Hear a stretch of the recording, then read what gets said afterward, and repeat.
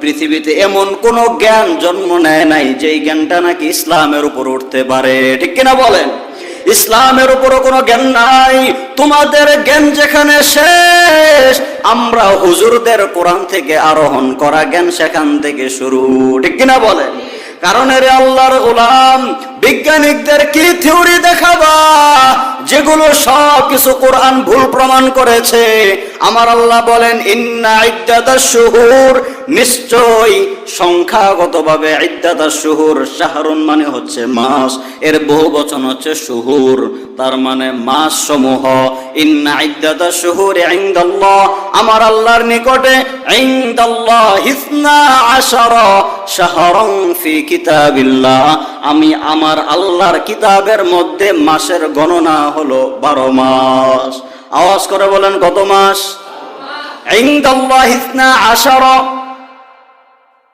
শাহরান ফি কিতাবিল্লাহ, ফি কিতাবিল্লাহ ইয়াউমা খালাকাস সামাওয়াতি ওয়াল আরদ, কবে থেকে 12 মাসের হিসাব? এরে আল্লাহর গোলাম, ভালো করে জেনে নাও, আমার আল্লাহ বলেন ইয়াউমা খালাকাস সামাওয়া, ইয়াউমা ওই দিন, খালাকা যেদিন সৃষ্টি করা হয়, সৃষ্টি করা হলো কিংবা হয়েছে, ইয়াউমা খালাকাস সামাওয়াতি ওয়াল আরদ, আসমান এবং জমিন যেই দিন সৃষ্টি করা হয়েছে, ওই দিন থেকে 12টি মাস নির্ধারণ করেছেন কে? এরে দুনিয়ার পণ্ডিতের দল, যেই 12 মাসের হিসাব করিয়া করিয়া পণ্ডিতি করো, এই 12 মাস তোমাদের কোনো বাবা, কোনো নাস্তিক মুরতাদ কাফেররা বানায় নাই, 12 মাস সিলেক্ট করে বানিয়ে দিয়েছেন আমার আল্লাহ, ঠিক কিনা বলেন? ইন্না ইদ্দাতাশ শুহুরি ইনদাল্লাহি ইসনা আশারা শাহরান ফি কিতাবিল্লাহ ইয়াউমা খালাকাস সামাওয়াতি ওয়াল আরদ মিনহা আরবাআতুন হুরুম, এর মধ্যে 4টি মাস হলো হারাম। কয়টি মাস হারাম? 4টি মাস। কেন হারাম এ বিষয়ে ভিন্ন আলোচনা, লম্বা আলোচনা, অন্যদিকে আমি সেদিকে যাব না। আমার আল্লাহ 12টি মাস নির্ধারণ করলেন। 12টি মাসের জন্য আমাদের ক্যালেন্ডারের দরকার আছে না নাই? এই ক্যালেন্ডার গুলো কোথা থেকে বের হয়? বলে ইসলামী ফাউন্ডেশন থেকে বের হয়, বিভিন্ন প্রতিষ্ঠান থেকে বের হয়। এরা কিসের সাহায্য ক্যালেন্ডার বানাইলো? এদের মাথার ব্রেনের জোরে এরা ক্যালেন্ডার বানাইতে পারে নাই। চিরস্থায়ী ক্যালেন্ডার আমার আল্লাহ সেট করে দিয়েছেন। সুবহানাল্লাহ পড়েন। কেমনে সিলেক্ট করে দিলেন? কুরআন। ওয়ালাইকুম আসসালাম, ভালো আছেন? কুরআন কার পাঠানো কিতাব? আবার নবীকে আমার আল্লাহ পাঠিয়েছেন। আমাদের বিবেকের আবেগের জবাব হলো নবীর দাম বেশি, হাকিকতে কুরআনের দাম। নবীর দাম বলতে গিয়ে কেমনে বোঝায়? বলে আমার দয়ার নবী যখন হেরা গুহার মধ্যে ইবাদতে মগ্ন, মুরাকাবায় সেখানে কোরআন চলে গিয়েছে। আমার দয়ার নবী যখন উটের উপর সর হচ্ছেন, সেখানে কোরআন, উটের পাগুলো সেই কোরআনের ওজনের কারণে মরুভূমির মধ্যে ডেবে গিয়েছে। আমার দয়ার নবী হুজরার মধ্যে আছেন, রুমের ভিতরে, হুজরার ভিতরে যখন আছেন, কোরআন সেখানে গিয়েছে, তার মানে নবী যেখানে কোরআন সেখানে। এই যুক্তি দিয়া বলে নবীর দাম বেশি, কিন্তু না না, আসলে নবীর দাম বেশি হতেই পারে না। কারণ নবী হলো আমার আল্লাহর মাখলুক, আমার আল্লাহর গোলাম, আর কোরআন এটা হচ্ছে আমার আল্লাহর একটা সিফাত। আমার আল্লাহর গুণ হচ্ছে কোরআন। আল্লাহ তাআলা আমার নবীর ব্যাপারে পরিচয় দিয়েছেন, সুবহানাল্লাযী আসরা বিআবদিহি লাইলাম মিনাল মাসজিদিল হারাম। আল্লাহ তাআলা বলেন সুবহান। সুবহানের ব্যাখ্যা হলো অসম্ভবকে যিনি সম্ভব করেন। কারণ মেরাজের ঘটনা, এটা কি সম্ভব ছিল নাকি অসম্ভব? কথা বলেন, কথার অ্যান্সার দিতে বলছি। সম্ভব নাকি অসম্ভব? নবীদের মাধ্যমে আমার আল্লাহ এমন কিছু ঘটনা ঘটাতেন, যেই ঘটনাগুলোকে বলা হয় মুআজিজা। আওয়াজ করে বলেন, কি বলা হয়? মুআজিজা।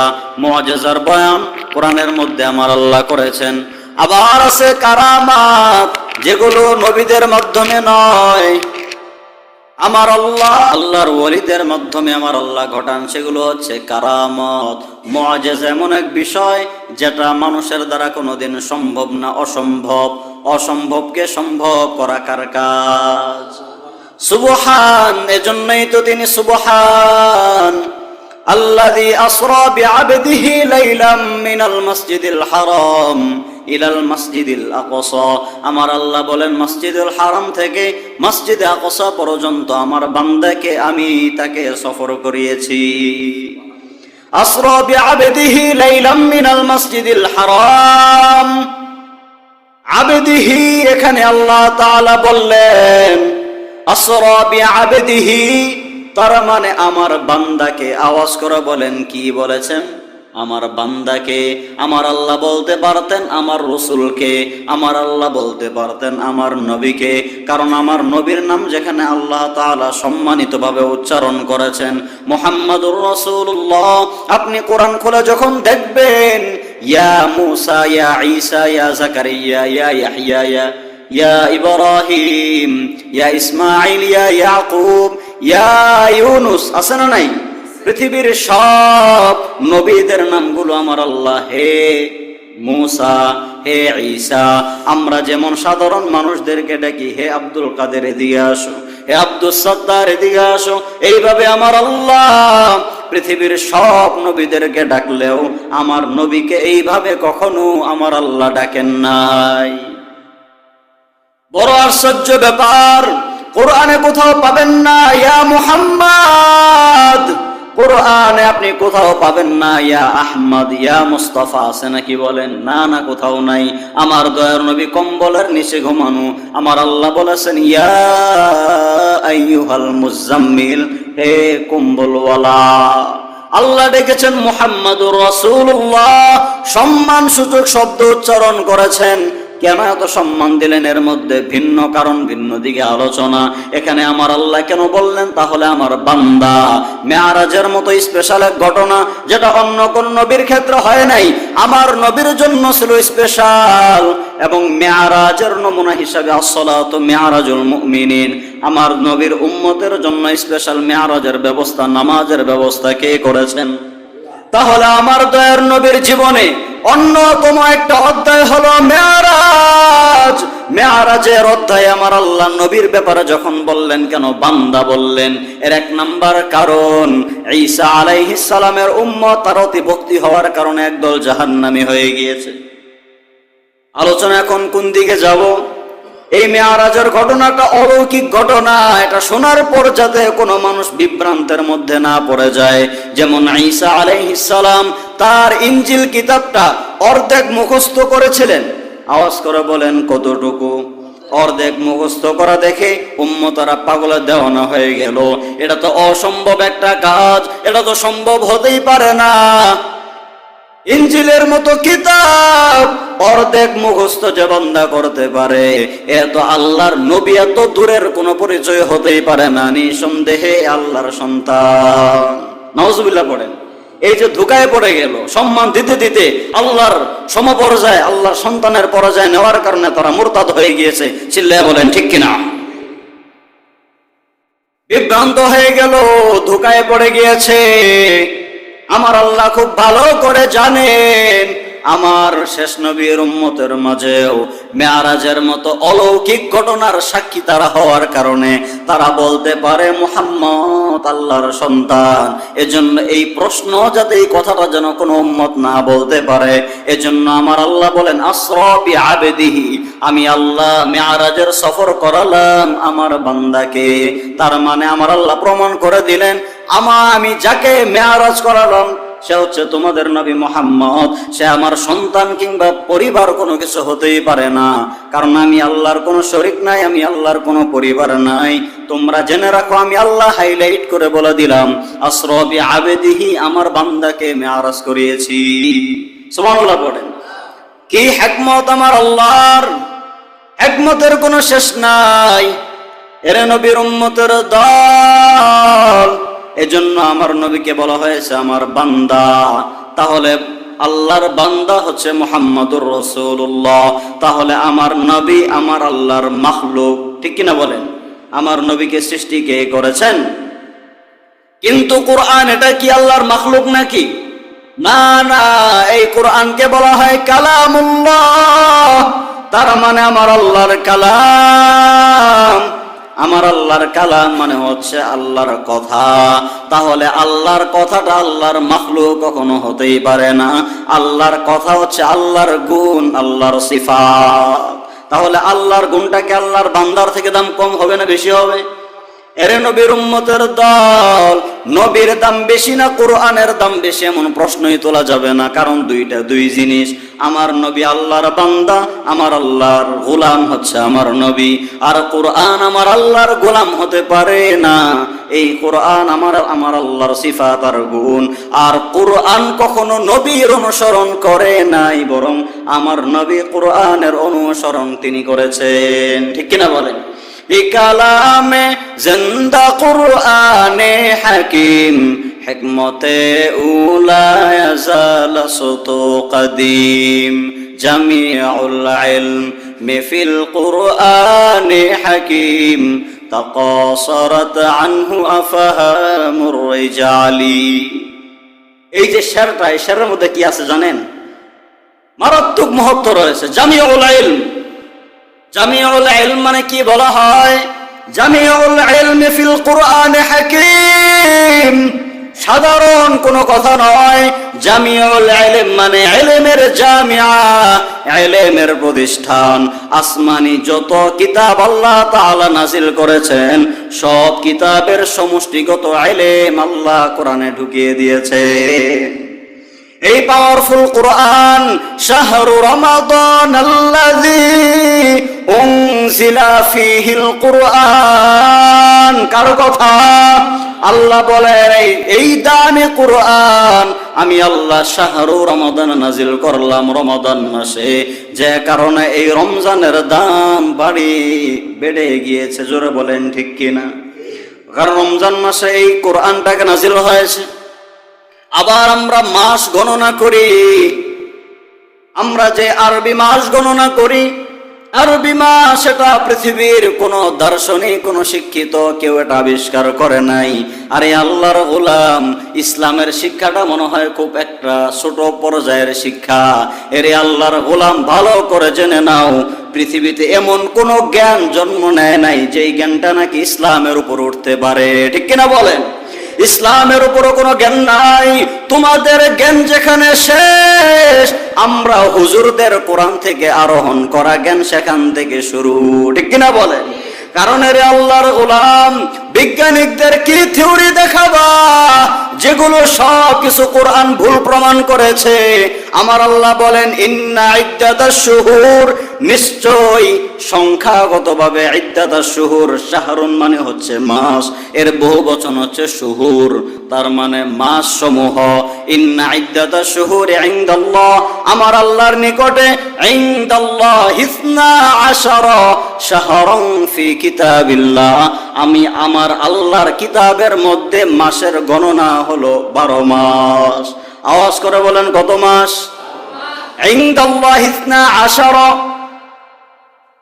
শাহরান ফি কিতাবিল্লাহ, ফি কিতাবিল্লাহ ইয়াউমা খালাকাস সামাওয়াতি ওয়াল আরদ, কবে থেকে 12 মাসের হিসাব।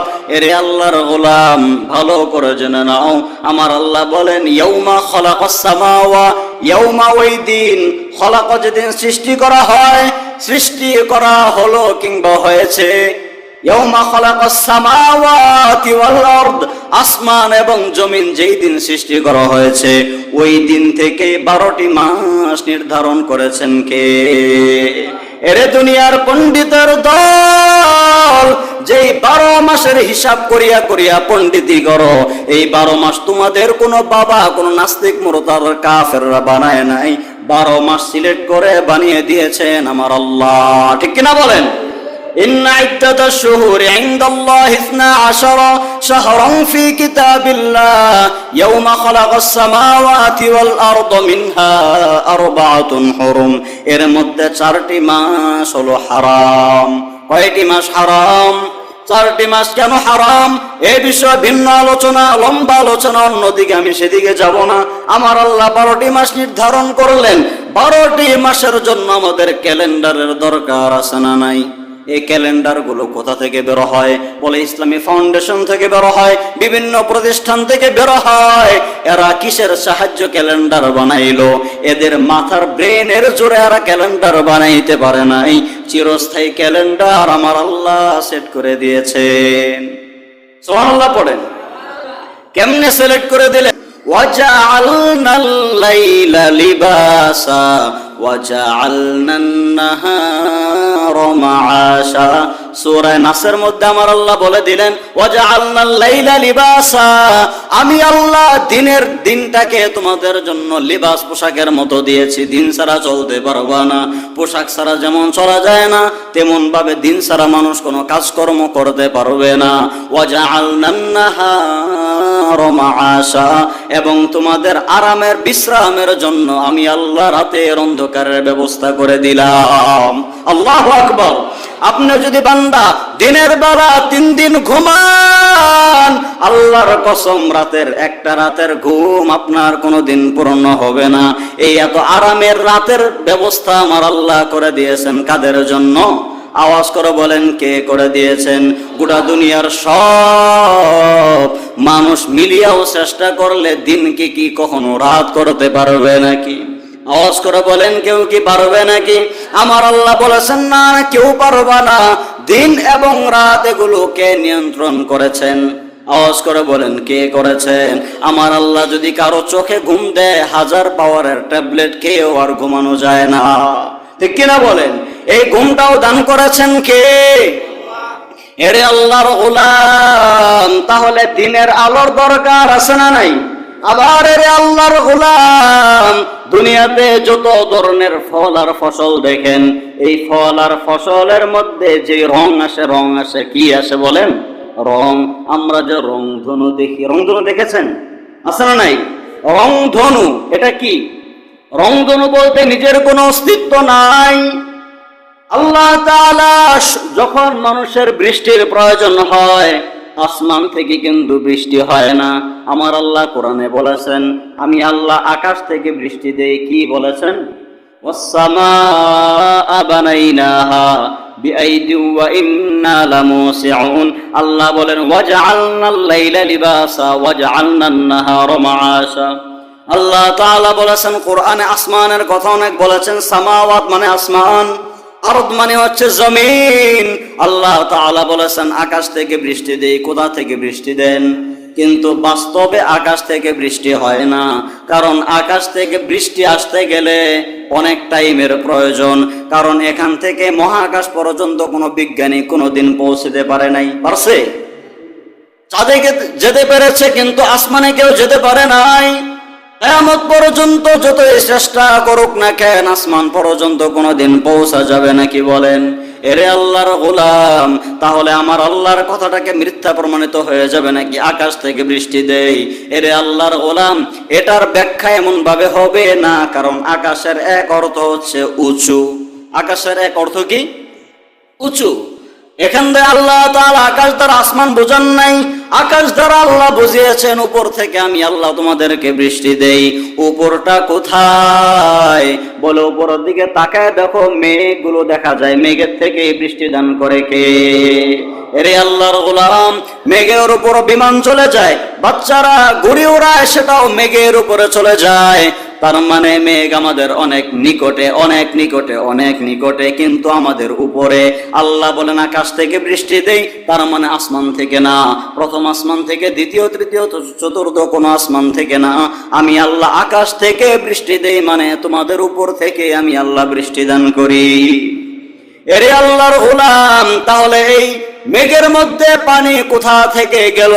বলে আমার আল্লাহ জমিন থেকে এই পানিগুলো নিয়েছেন। পড়েন আল্লাহু আকবার। আমার আল্লাহ বাষ্পের মাধ্যমে, রংধনুর পাইপের মাধ্যমে আমার আল্লাহ কুদরতি ভাবে সেই বাষ্পের মাধ্যমে সমুদ্র থেকে আমার আল্লাহ পানি উঠান। পানি উঠায় মেঘগুলোকে জমা করে রেখে দিয়েছেন কে? মানুষের যখন যেটা প্রয়োজন হয়, প্রয়োজনের পরিপ্রেক্ষিতে আমার আল্লাহ পানিগুলো জমিনে বর্ষণ করেন। পড়েন আল্লাহু আকবার। এই রংধনুটা কখন দেখা যায়? বৃষ্টির পরে দেখা যায়। যখন বৃষ্টি হয়, মেঘগুলো যখন ক্লিয়ার হয়ে যায়, তখন আমার আল্লাহ পাইপের মাধ্যমে সমুদ্র থেকে পানি ওঠায়। এই পাইপটার নিজস্ব কোনো রং নাই, তবে 7টা রং কোথায় পেল? বলে আমার আল্লাহ সূর্যকে 7টা রং দান করেছেন। সুবহানাল্লাহ পড়বেন না? সূর্যকে আল্লাহ কয়টা রং দিয়েছেন? 7টা রং। এই 7টা রঙের আলোর পরশ যখন সেই পাইপের মধ্যে পড়ে যায়, তখন আমরা দেখতে পাই বিশাল বড় রংধনু। রংধনু নিজের কোনো অস্তিত্ব নাই, সূর্যের আলো পেয়ে সে রংধনুর রূপ নিয়েছে। পড়েন আল্লাহু আকবার। দুনিয়াতে যত ফসল আমরা ফল দেখি, এগুলোর মধ্যে যে রংটা হয়, এই রংটাকে আমার আল্লাহ সূর্যের আলোর মাধ্যমে ঢুকিয়ে দেয়। আবার এই ফসল ফল আদির গুলো যে স্বাদ আর মজা পাওয়া যায়, এই মজাটা আমার আল্লাহ চাঁদের আলোর মাধ্যমে ভিতরে ঢুকিয়ে দেয়। কার কুদরত?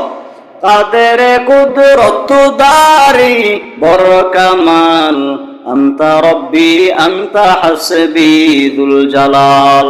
আপনি দেখবেন সূর্যের আলো যে আমের মধ্যে বেশি পড়ে, ওই সাইডটা রং অনেক বেশি তাড়াতাড়ি লাল আর হলুদ হয়ে যায়, ঠিক কিনা বলেন? আপনি বলবেন তাপের কারণে হয়েছে। এরে আল্লাহর গোলাম, যদি সূর্যের তাপের কারণে রং হয়, সেটা খাওয়ার আর উপযুক্ত থাকবে না, নষ্ট হয়ে যাবে। আপনার কথাটা ভুল, কারণ এর মাধ্যমে আমার আল্লাহ রং দেয়, যে কারণে সবার আগে সূর্যের আলো যেখানে পড়ে সেখানে রং হয়ে যায়। তাপের কারণে রং হলে সেটা খাওয়ার উপযুক্ত থাকে না, ঠিক কিনা বলেন?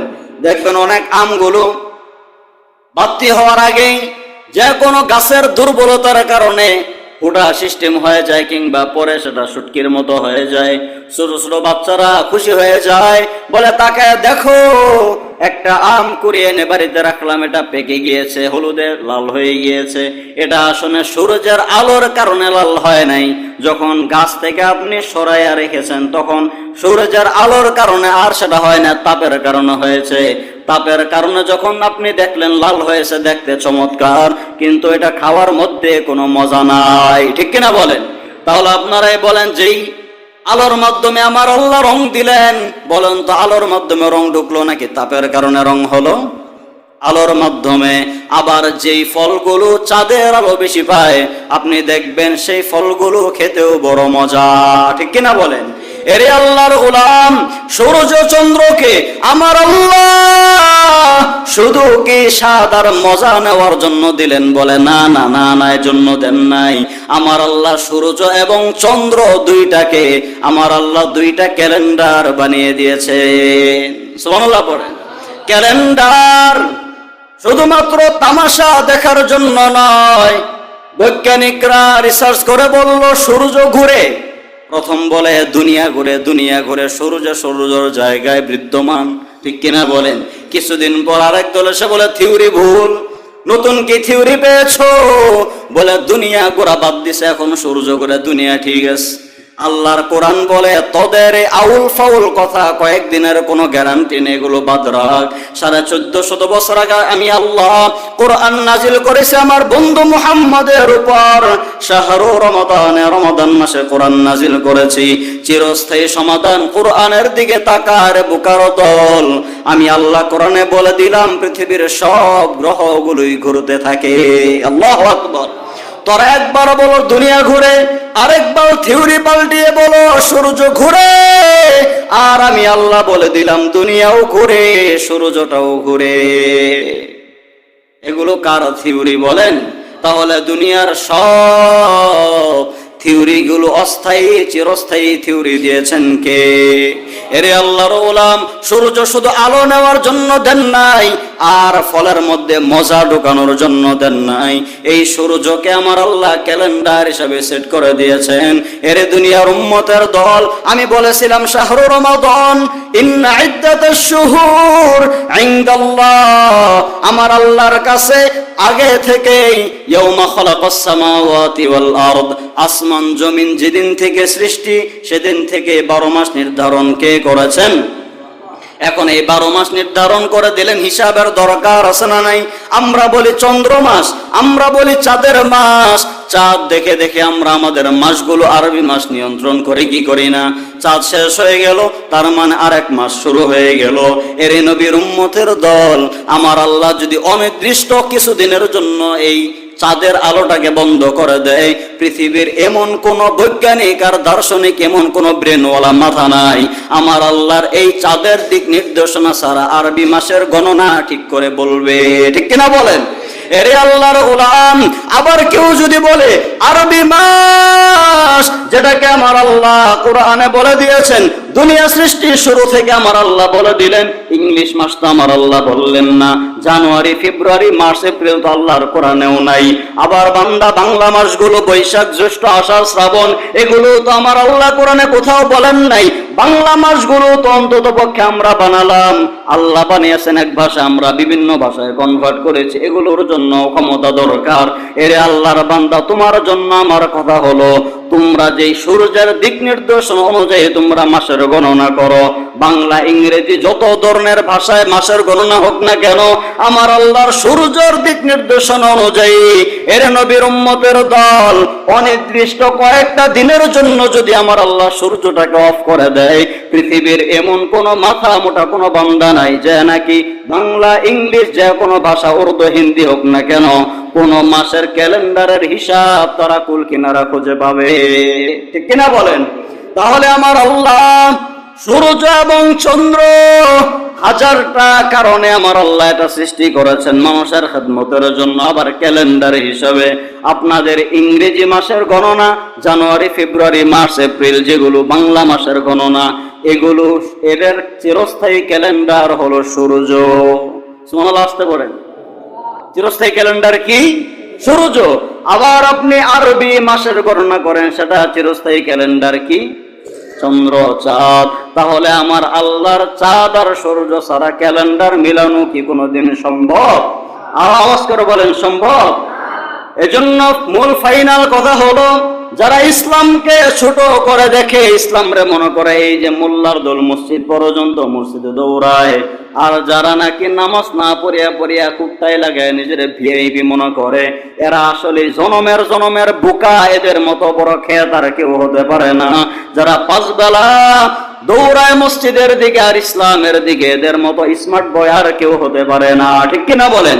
আমরা ইসলামটারে প্রেজেন্ট করতে পারি নাই, ইসলামটারে উপস্থাপন করতে পারি নাই।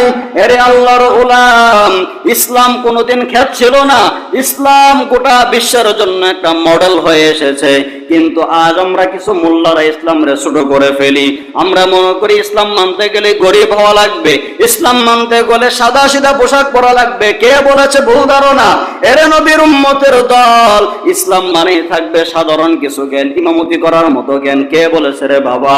তোমাদের কোনো ইতিহাস জানা নাই? আমাদের পূর্বের নবীর ইতিহাসের দিকে তাকাও। হযরত আদম আলাইহিস সালাম দিন দিন তো আপডেট হয়, দিন দিন উন্নতি হয়, কিন্তু আমি আজ বলবো বর্তমান দুনিয়ার থেকে ইদ্রিস আলাইহিস সালামের জামানা অনেক বেশি উন্নত ছিল, আপডেট ছিল। আমরা আস্তে আস্তে ক্ষেতের দিকে চলে গিয়েছি রে বাবা, কারণ ইদ্রিস আলাইহিস সালাম আমার মতো একজন মোল্লা, লেবাসদারি, পোশাকদারি, টুপিওয়ালা ছিলেন, কিন্তু একজন মোল্লা হয়েও, একজন নবী হয়েও, হুজুর হয়েও উনি 72টা ভাষার পণ্ডিত ছিলেন। পড়েন আল্লাহু আকবার। কিন্তু আমাদের এই সমস্ত চিন্তা নাই, আমাদের চিন্তা হলো মোল্লাগিরি, মসজিদ ইমামতি করব। এরে আল্লাহর গোলাম, সাহাবীদের মতো আমাদের মতো টুপি পাঞ্জাবি পরনেওয়ালা আমার নবী গোটা দুনিয়াতে লিড দিয়েছেন কি দেন নাই? হযরত ওমর পৃথিবীর অর্ধেকটা দেশের শাসন করেছেন কি করেন নাই? আমাদের অবস্থান নিচু না। যারা মনে করে হুজুররা খুব স্বল্প জ্ঞানী, হুজুররা সাধারণ, খুবই সাধারণ, এদের শিক্ষাও সাধারণ, এদের অবস্থানও সাধারণ, ইসলামটাই সাধারণ। এরে আল্লাহর গোলাম, গোটা পৃথিবীর সব ধর্ম অবলম্বী সবকিছু আপনি তালাশ করে দেখেন, ওরা ইসলামের থেকে ক্রয় করে চুরি করে নিয়ে তাদেরটা ভারী করেছে। ঠিক কিনা বলেন? ইদ্রিস আলাইহিস যে পোশাক, এখন যত ব্র্যান্ডের পোশাক সব ইহুদি খ্রিস্টানদের, নাকি? ব্র্যান্ডের যত দামি দামি ভিআইপি পোশাক, এগুলো কাদের? ইহুদি খ্রিস্টানদের। কেন? মুসলিমরা পিছিয়ে, এই বিষয়ে কোনো টেনশন এদের নাই। আমি কিছুদিন আগেও মধুপুর এক দোকানদার মাদ্রাসার ব্যানার বানাইতে গিয়ে ওনার সাথে কথোপকথন, উনি হুজুরদেরকে মানে ছোট করে অনেক কথা বলতেছেন। পরে আমি যখন ইতিহাসগুলো বললাম যে আমাদের কিছু দুর্বলতা, যে আমরা এগুলো করি না, যেমন ফিলিস্তিনের সাথে আমাদের এদের পণ্য বয়কট আছে না নাই? ফিলিস্তিনের পণ্য বয়কট, ফিলিস্তিনের পণ্য বয়কটের কয়েকদিন খুব স্লোগান। এটা হওয়ার পর ইসরায়েলি পণ্য বয়কট। ইসরায়েল খ্রিস্টান দেশ নাকি? ওরা আমাদের বিরোধী দল, ইহুদিদের সাথে চিরকাল আমাদের দুশমন, এটা আমার আল্লাহর ঘোষণা। তাহলে ইসরায়েলি পণ্য বয়কটের ডাক 2-3 মাস চলে, কিন্তু 2-3 মাস পর ওই ইসরায়েলি পণ্য ছাড়া আমাদের চলা বেহাল হয়ে যায়। এর নবীর উম্মতের দল, তারা বিশ্বের বাজারে এত বড় দাপটের সাথে কেমনে গেল? তোমরা মুসলিমরা কেন আগাতে পারলা না? কারণ আমাদের মুসলিমদের সেই ধরনের কোনো চিন্তা চেতনা নাই। আমার আল্লাহ কোরআনে বলেছেন, মানুষ এমন একটা সময় আসবে যেই সময়গুলোতে লোহা ভারী গুলো পানির মধ্যে ভাসাবে, আবার আকাশ পথেও উড়াবে। এরা গবেষণা কোরআনের মধ্যে বিমান বানিয়ে ফেললো, কিন্তু মুসলিমরা কেন বানায় না? এর নবীর উম্মতের দল, মুসলমানরা শুধু মসজিদ আর মাদ্রাসা, নামাজ আর রোজা রেখে পড়ে থাকলেই হবে না, গোটা বিশ্বে কেমনে বড় অবস্থান তৈরি করা যায় এ নিয়ে মুসলমানদের চেতনা থাকা দরকার, আছে না নাই? যে ব্র্যান্ডের পোশাক ওরা বানায়, প্রথম আবিষ্কার করেছে ইদ্রিস নবী। বলেন আল্লাহু আকবার। এর নবীর উম্মতের দল, এজন্য ইসলামটারে ছোট করে দেখার কোনো কিছু নাই। 12 মাসের গণনা, রমাদান যেহেতু আমাদের সামনে, সেই প্রসঙ্গে কথা এসেছিল। 12টি মাস আমার আল্লাহ নির্ধারণ করেছেন, নাকি পৃথিবীর কেউ? কথা বলেন, কে?